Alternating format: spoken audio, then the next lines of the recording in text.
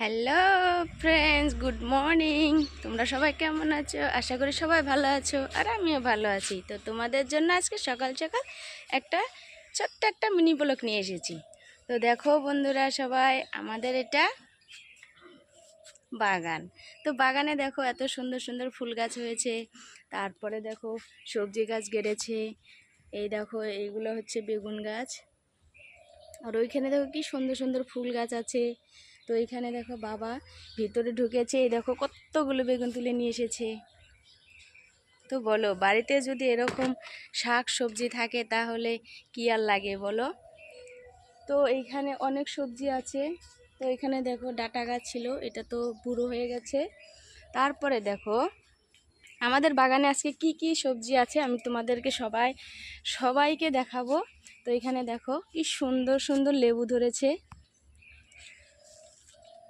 এই দেখো, আগে অনেকগুলো খেয়েছি, তো এইগুলো দেখো ছোট ছোট। তারপরে এই দেখো এইগুলো অল্প বড় হয়েছে লেবুগুলো। তারপরে এইখানে দেখো আরও আছে, তোমাদেরকে নতুন একটা ফল দেখাবো।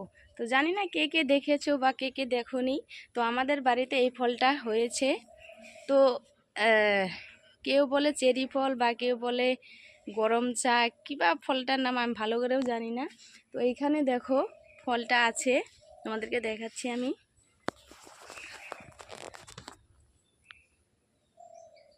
এই হলো আমাদের এই ফল গাছটা। ওইখানে দেখো বগা বগা, মানে ওইখানে দেখো আছে ওই ফলগুলো ছোট ছোট। তো আমি ভালো করে দেখাতে পাচ্ছি না।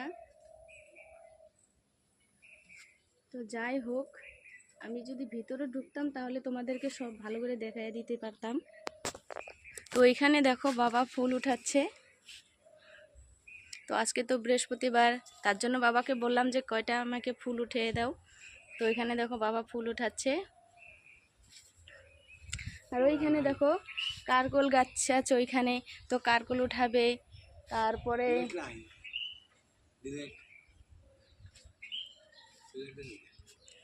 তো বন্ধুরা, তোমাদের বাড়িতে কাদের কাদের বাড়িতে মানে এই শাক সবজি গাছ মানে আছে?